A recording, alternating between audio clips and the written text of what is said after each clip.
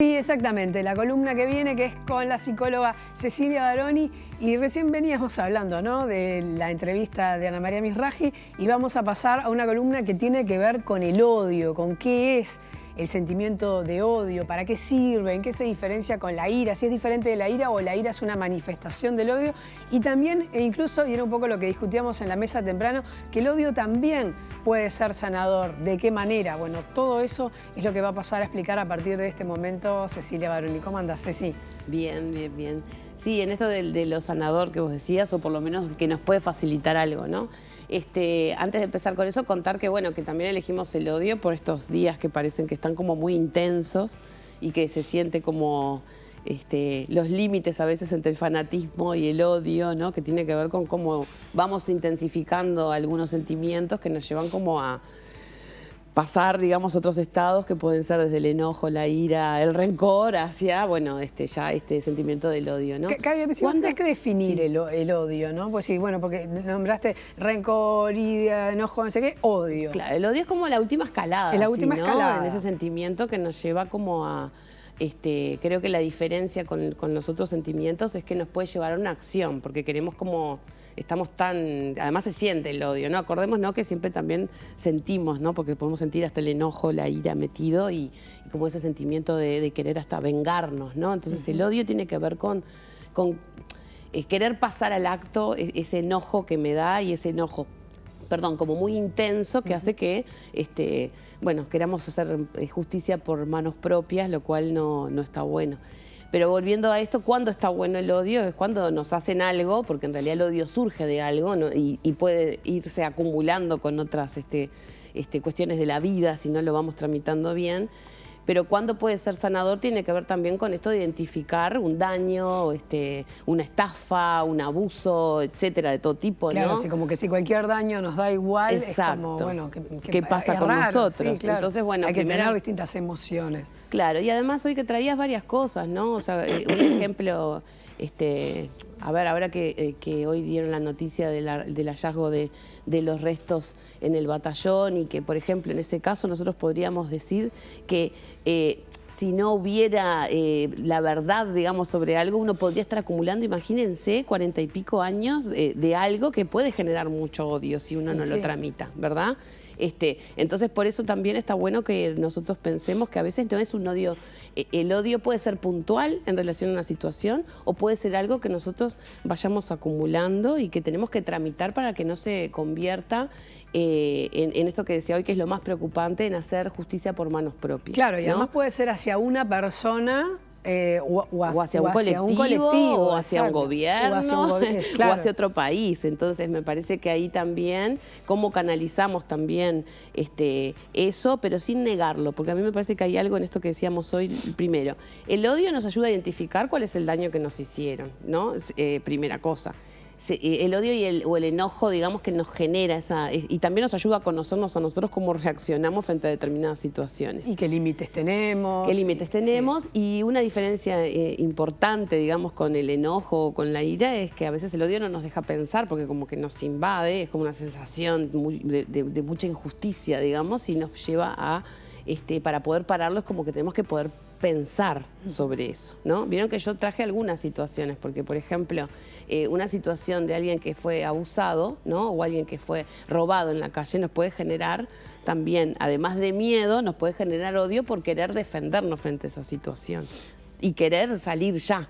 Eso. Hemos tenido muchas situaciones, yo venía acordándome cuando hablamos del transodio, no sé si se acuerdan, cuando había habido una situación que habían agarrado a golpizas a una persona trans, creo que fue en Salto, y eso, por ejemplo, es una manifestación de odio colectivo, ¿no? Cuando nosotros, por ejemplo, sentimos odio hacia alguien, estamos perdiendo también que el otro es otro. Es un ser humano igual que nosotros, lo estamos cosificando y por eso podemos llegar a situaciones complejísimas. Y ahora que yo les daba este ejemplo, por ejemplo, cuando alguien está odiando, no hay que negar que está odiando, pero no hay que dar manija, ¿no? Porque ahí se puede llevar a estas situaciones de pensar que yo puedo hacerme cargo, digamos, de ese odio que a veces es mío y a veces es social, como decíamos recién. Claro, es como que tiene que ver también su parte positiva en la identificación, ¿no? Todos los sentimientos y emociones, en realidad, lo mejor, lo más positivo es identificarlas y conocer qué es lo que nos produce el odio, el amor, la alegría, la tristeza, el enojo, en fin, las distintas emociones, tener como identificado, también como decíamos hoy, ver cuáles son los límites que tenemos, ¿no? Que incluso para y sobre todo quién es el prevenirlo. responsable. A mí me parece bien agarrar esta parte de lo positivo porque se siente mucha culpa cuando alguien siente odio, ¿no? Y cuando alguien y que lo heredamos además de la iglesia en muchos casos, porque se ve hasta como un pecado, ¿verdad? Mucho tiempo fue eso, porque realmente si el odio crece nos puede hacer muy mal, ¿no? Entonces mejor no hablemos de esto. Bueno, es que también hay una doctrina y un discurso de perdonar, poner la otra mejilla, que ya entramos en un plano religioso, pero que es como lo opuesto al sentimiento de odio. Claro, y además pero está bien, pero es un plano religioso que nos constituye como sujetos sí, sin duda. y que genera, por ejemplo, muchas contradicciones y mucho dolor, porque imagínense, en un caso donde hay abuso sexual, ¿no? Realmente es más sano odiar que perdonar. A veces no se puede otra perdonar. mejilla. Claro, exactamente. ¿No? A veces no se puede perdonar. Ahora, ¿qué hacemos con eso? Porque realmente nos sentimos, ¿no? La persona se puede sentir lastimada, dañada, inclusive que quiere hacer algo o que otros tendrían que hacer algo, porque a veces ese sentimiento como de justicia es el que aparece, y se sienten culpables por sentirse mal. Y por odiar a esa persona que me hizo daño, ¿verdad? Entonces, yo creo que ahí sobre todo porque está ese discurso de que no es bueno el odio. Exacto. Bueno, claro, y si lo sentís, bueno, y si lo sentís, tenemos que poder darle trámite, decimos nosotros, ¿no? Exacto. Y el trámite puede ser de muchas maneras. Puede inclusive, pero tiene que ver, cuando decimos tramitar algo, tiene que ver en este caso con poder pensar. Si no, nosotros no damos tiempo a pensar. Y también ver las maneras que nosotros podemos salir de eso. Seguramente si se instala el odio en nosotros, que se acuerdan que hay un tema de tiempo, el que termina perjudicado es la persona que porta el odio. Porque nos empieza como a apagar como sujetos, porque es como algo que nos consume. Sí, es un sentimiento, ¿no? Es un sentimiento feo. Sí, exacto. Esa es la verdad. No es que digo porque volviendo como todo el tiempo a subrayar de que cuando hablamos de que el odio puede ser positivo, pero no desde ese lado. Claro, o sea, que es un sentimiento feo y malo, es clarísimo. Exacto. El tema es poder identificarlo, poder sentirlo si es necesario y poder darle trámite, como decís vos. Sí, además inclusive está bueno que sepan, porque a veces los psicólogos preguntamos mucho, porque nos llama la atención en situaciones complejísimas, que las personas no se enojen. ¿Por qué nos llama la atención? Porque ¿por dónde sale entonces eso que generó daño? Salir sale. Salir sale. Sí.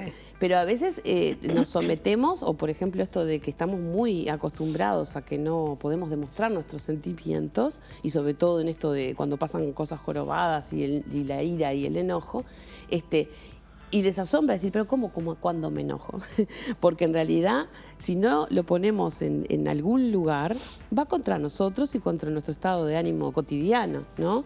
Entonces, bueno, también es eso, bueno como reconocer lo que nos está generando y bueno poder pensar y ver cómo podemos salir de esa situación, porque en algunas situaciones extremas sí es cierto que se necesita que se haga justicia no en términos legales, sino en términos de que se repare ese daño. Por supuesto, y me vienen a la mente un montón de casos, desde esos casos lamentables, que hay más de uno, de que de repente alguien entra en su ex escuela con la ametralladora y quiere matar a todo el mundo. Totalmente. Bueno, por años de bullying, por años de maltrato. Totalmente. Bueno, ahí evidentemente hubo un odio, hubo un daño y que se tramitó mal. Totalmente. Y que esos extremos está lleno, por eso está bueno hablar de esto, porque en realidad el odio está entre nosotros, tenemos que ver cómo lo canalizamos, porque si no, no vamos a poder convivir. Exacto. Y me parece que la base es esta que te decía hoy.